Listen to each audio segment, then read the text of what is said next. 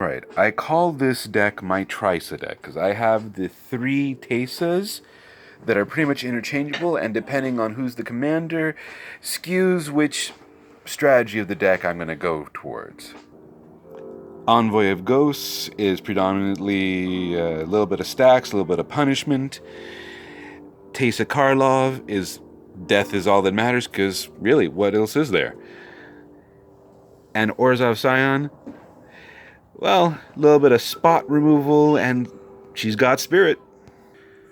Some not efficient mana fixing lands. I only have 1 utility land in this deck because seriously, Death Touch and Lifelink to all my creatures, how could you pass that up?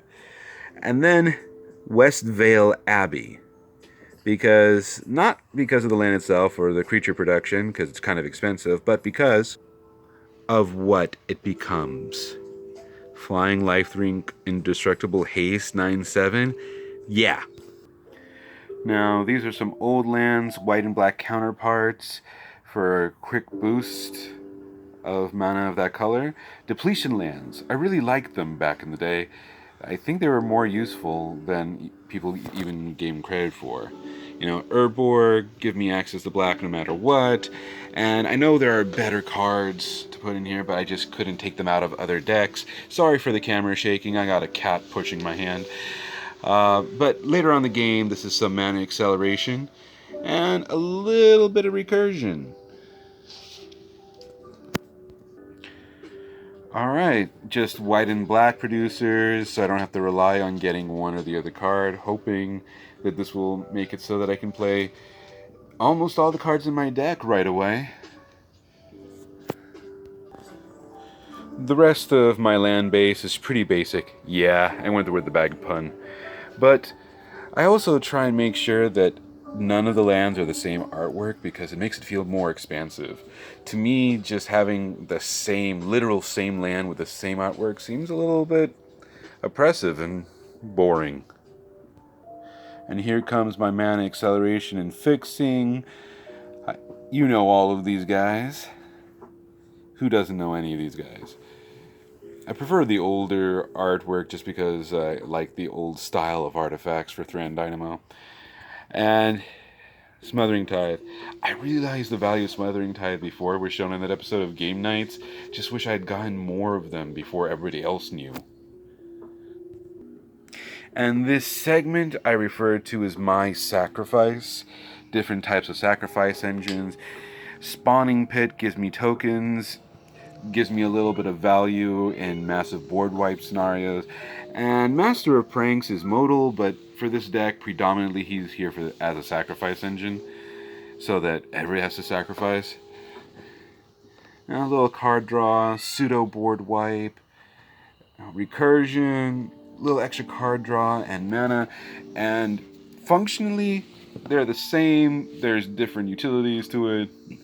Erebos there, or Dictate of Erebos flashes in, so it can be a nice, nasty surprise. Lower converted mana cost, but higher intensity on black. But make sure that it's even whenever I lose a creature. And by that I mean they lose creatures when they shouldn't. And these two over here also have a connection to gaining life and drawing cards, which doesn't really fit into the sacrifice engine, but kind of leads me into the next part. Here's my draw engines, or as I refer to it, the loud noise of plates that a cat just ran into. Now this is pseudo card draw, puts a card in my hand and does some funky stuff with life as its first ability. Yeah, I love that one. Massive board wipes, refill my hands, extra card draw per turn. You know Skull Clamp, who doesn't? And this one's in there almost entirely for its primary ability, the static ability. Whenever a creature I control dies, draw a card, especially when Teysa Karlov is the commander for the time. And I know technically it's modal, but it's more or less going to be used for the card draw. Alright, and then Slate of Ancestry. Old card, but I love it because at the right time, it could be a sudden refill of my hand when they think I have nothing. and I might get an answer out of it. These two have interactions with life gain or give life gain to all my creatures. You know, life link for as long as it's my turn. And this top row over here is nothing but life gain coming into play. Those soul sisters and death greeter. Whenever I lose a creature or anybody loses a creature, I gain a life. So coming in and out, life gain. And then another little bit of equilibrium here. Large number of cards here have an ability of whenever I gain life, it either deals damage or makes my opponents lose life. There's a distinction there. Everybody always seems to forget. This one just says whenever a creature comes in play on my side, I gain a life, and they lose life when they come under my opponent's control. So, basic theme. And these last three over here deal damage and lose life just flat out. No life gain on that part. Although this one's a pseudo card draw, and hopefully I gain enough life that whatever damage and life loss I take will be negligible. And this segment here I refer to as my token of gratitude. This one has a relation to the life gain. At the end of each step, if I've gained life that turn, I get a flying bat creature token. Whole cloud of bats. Warrior with vigilance, and this one over here, whenever I get dealt damage at all, I produce for every point of damage a creature token. And if you saw some of them soul sisters at the beginning, it means that anytime I get damage, I get a creature and life back, so no damage in the end. Almost makes it not worth it to attack me. Wink, wink, hint, hint. And at first look, this isn't a token producer. I don't know if you know it, but it becomes a token producer. At my end step, I put a 1/1 white-black human cleric creature token onto the battlefield. Then over here, life linking, creatures die, it grows, and I get tokens out of it whenever it dies.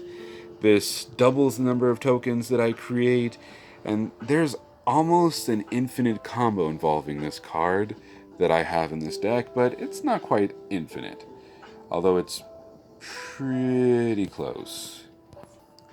This section's called Be Gone, predominantly exiling, spot, and massive. A little bit of destruction, spot, and massive.